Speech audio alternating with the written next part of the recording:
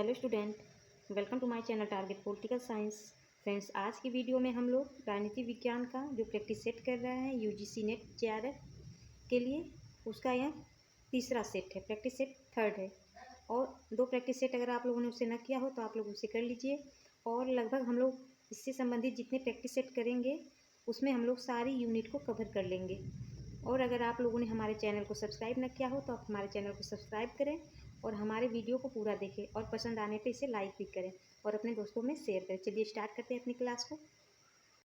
आज का हमारा प्रश्न है, किस प्रकार की स्वतंत्रता का उद्देश्य प्रत्येक व्यक्ति को समान अवसर व अधिकार प्रदान करता है?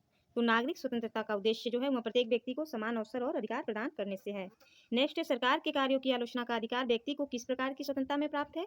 तो सरकार के कार्य की आलोचना करने का अधिकार व्यक्ति को राजनीतिक स्वतंत्रता में प्राप्त है।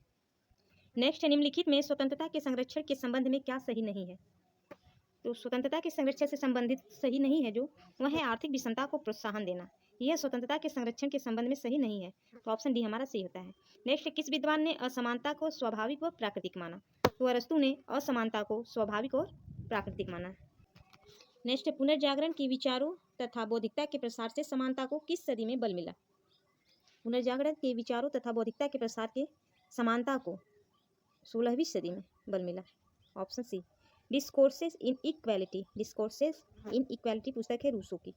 समानता की स्थापना के लिए सशक्त राज्य की अवधारणा पर बल किसने दिया? तो समानता की स्थापना के लिए सशक्त राज्य की अवधारणा पर बल दिया था रूसो ने। नेक्स्ट, रूसो ने किस प्रकार की समानता को महत्व दिया है? तो रूसो ने प्राकृतिक और पारंपरिक दोनों प्रकार की समानता को महत्व दिया है, तो ऑप्शन सी हमारा सही होगा, ए और बी दोनों। रूसो किसके माध्यम से समानता व स्वतंत्रता का संचालन सही मानते हैं? तो रूसो जो है वह सामूहिकता के माध्यम से समानता व स्वतंत्रता के संचालन को सही मानते हैं। Option D. रूसो को सर्वाधिकारवाद का जनक किसने कहा है? तो रूसो को सर्वाधिकार टॉलमैन ने कहा है। टॉलमैन रूसो को सर्वाधिकारवाद का जनक कहते हैं।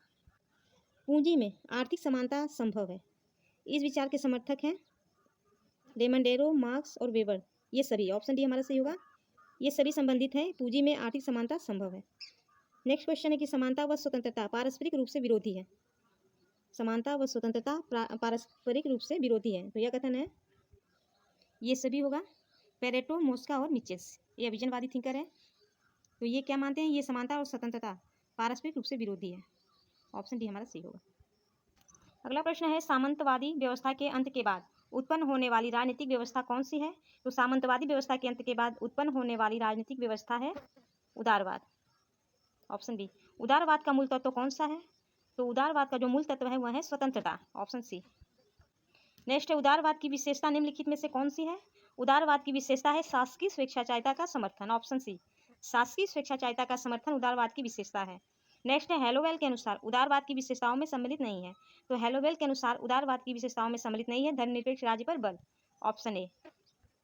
नेक्स्ट है कि प्रोफेसर हॉबहाउस ने उदारवाद की विशेषताओं को किसके माध्यम से व्यक्त किया है? तो प्रोफेसर हॉबहाउस ने उदारवाद की मान्यताओं को या विशेषताओं को स्वतंत्रता के माध्यम से व्यक्त किया है। ऑप्शन बी हमारा सही होगा। नेक्स्ट, प्रोफेसर हॉबहाउस के अनुसार उदारवाद की निम्नलिखित में से कौन सी विशेषता है? तो प्रोफेसर हॉबहाउस के अनुसार उदारवाद की विशेषताओं में सामाजिक स्वतंत्रता, व्यक्तिगत स्वतंत्रता और आर्थिक स्वतंत्रता, ये सभी जो है यह उदारवाद की विशेषताएं हैं हॉबहाउस के अनुसार। नेक्स्ट है, अंतर्राष्ट्रीय स्वतंत्रता का तात्पर्य निम्नलिखित में से क्या है? तो अंतर्राष्ट्रीय स्वतंत्रता का तात्पर्य है अंतर्राष्ट्रीय शांति एवं सहयोग। Option A.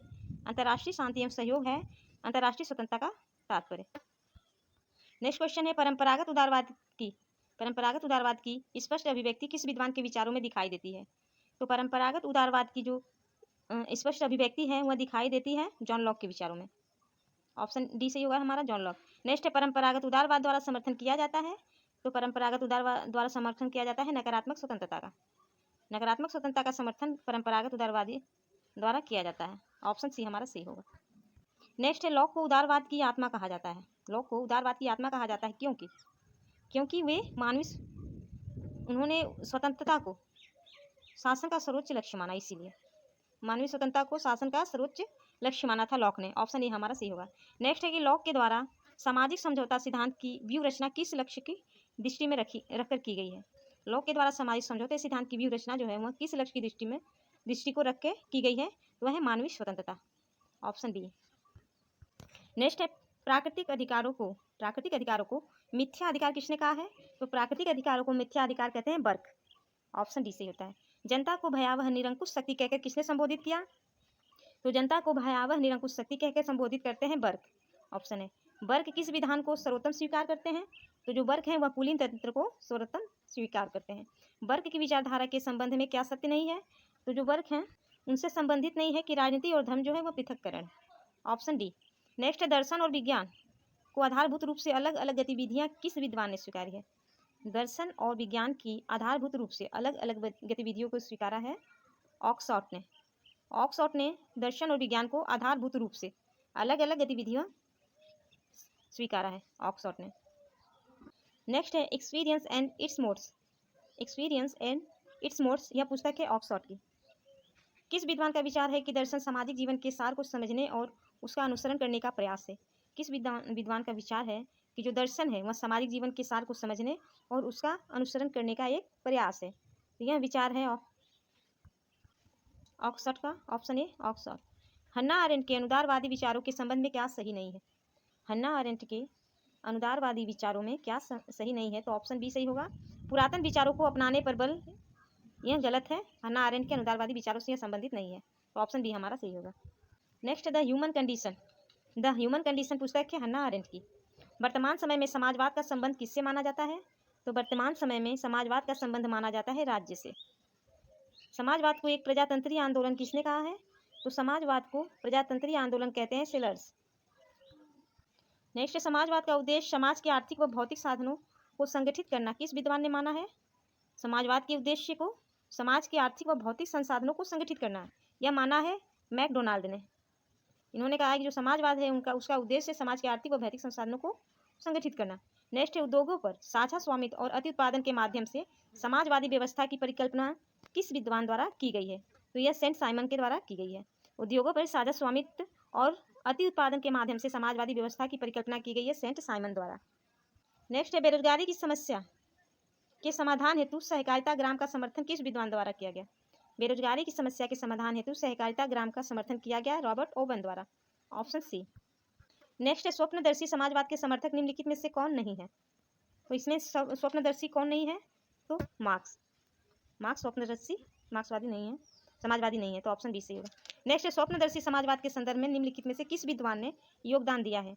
तो स्वप्नदर्शी समाजवाद के संदर्भ में जो विद्वान है उनका योगदान है वह है Saint Simon, option B.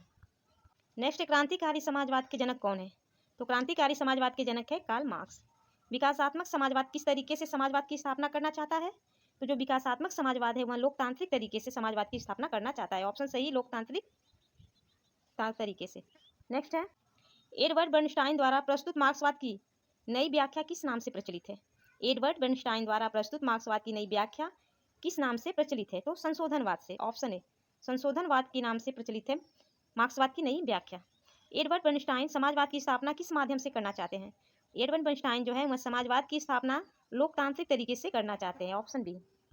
Next है जर्मन सामाजिक लोकतंत्र को किसने निरूपित किया? जर्मन सामाजिक लोकतंत्र को किसने निरूपित किया है? तो जर्मन समाजवादी लोकतंत्र को लासाल ने निरूपित किया है, ऑप्शन सी। नेक्स्ट है कम्युनिस्ट मैनिफेस्टो का प्रकाशन निम्नलिखित में से किसके द्वारा किया गया?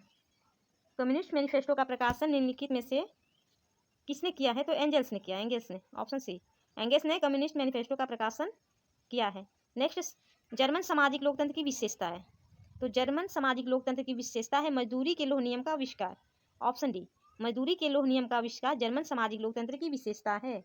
नेक्स्ट है फेबियन समाजवाद की स्थापना किसके शिष्यों द्वारा की गई? तो फेबियन समाजवाद की स्थापना टॉमस डेविसन के शिष्यों द्वारा की गई। फेबियन समाजवाद का मूल मंत्र था उपयुक्त क्षण के लिए धैर्यपूर्वक प्रतीक्षा करनी चाहिए, ऑप्शन बी।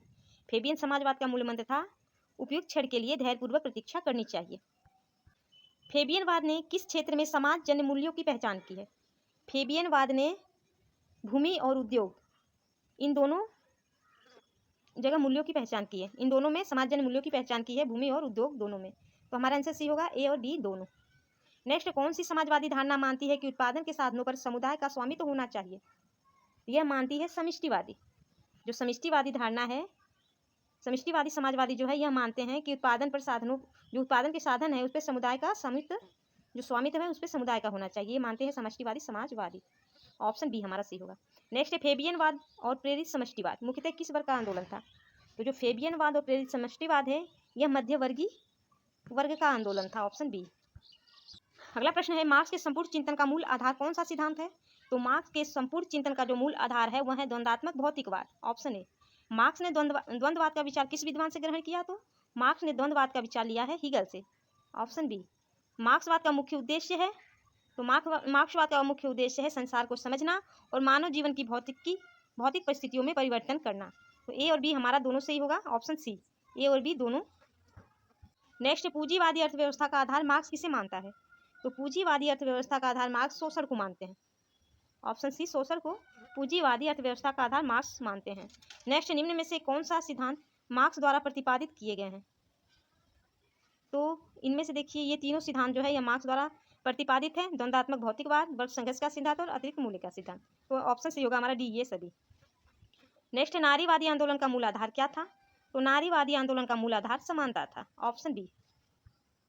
स्त्रियों को कानूनी, राजनीतिक और शैक्षिक क्षेत्रों में समानता की मांग किस आंदोलन द्वारा की गई?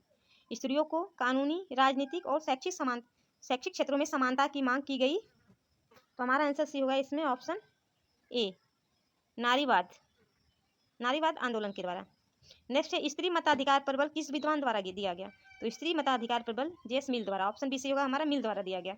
नारीवादी आंदोलन का उद्देश्य क्या है? तो नारीवादी जो आंदोलन है उसका उद्देश्य है स्त्रियों को पुरुषों के समान पूर्ण समानता के स्तर पर लाना। स्त्रियों को पुरुषों के समान पूर्ण समानता के स्तर पर लाना, यह नारीवादी आंदोलन का मुख्य उद्देश्य है। ऑप्शन सी हमारा सही होगा। नेक्स्ट नारीवादी धारणा निम्नलिखित में से किस विचार का प्रतिनिधित्व करती है? तो नारीवादी धारणा वे विचार हैं जो स्त्रियों के अधिकार के पक्ष में चलाए गए आंदोलनों से संबंधित है। Option A. नेक्स्ट क्वेश्चन है स्त्रियों को कानूनी, राजनीतिक और शैक्षिक क्षेत्रों में समानता की मांग की सिफारिश किस विद्वान द्वारा की गई? तो स्त्रियों को कानूनी, राजनीतिक और शैक्षिक क्षेत्रों में समानता की मांग मैरी वाल्स्टोक्राफ्ट द्वारा की गई। ऑप्शन सी, मैरी वाल्स्टोक्राफ्ट द्वारा की गई कानूनी, राजनीतिक और शैक्षिक क्षेत्रों में समानता की मांग। Next JS. मिल ने स्त्री पुरुष संबंध का आधार किसे माना है? तो जे.एस. मिल ने स्त्री पुरुष का आधार माना मैत्री को। ऑप्शन ए, मैत्री को माना है। नेक्स्ट है मार्क्सवाद के प्रवर्तक ने श्रम विभाजन का स्रोत किसे स्वीकार किया? तो मार्क्सवाद के जो प्रवर्तक है उन्होंने श्रम विभाजन का जो स्रोत है उसे परिवार को माना है। ऑप्शन डी, श्रम विभाजन का स्रोत परिवार को। नेक्स्ट है निम्नलिखित में नारीवाद की विशेषता नहीं है। तो नारीवाद की विशेषता नहीं है स्त्रियों को कम अधिकार और कम अवसर प्रदान करना। Option A. अगला प्रश्न है कि नारीवाद की धाराओं में क्या सम्मिलित नहीं है? तो नारीवाद की जो धाराएं हैं उनमें सम्मिलित नहीं है समर्थ उदारवादी धारा। समर्थ उदारवादी धारा जो है यह नारीवाद की धाराओं में सम्मिलित नहीं है। नारीवाद की धाराओं में सम्मिलित है उदारवादी धारा, समाजवादी स्त्रीवाद और आमूल परिवर्तनवादी धारा। जो समर्थ उदारवादी धारा यह संबंधित नहीं है नारीवाद की धाराओं से। नेक्स्ट नारीवाद की उदारवादी धारा के समर्थक है। तो नारीवाद की उदारवादी धारा के समर्थक है जे.एस. मिल।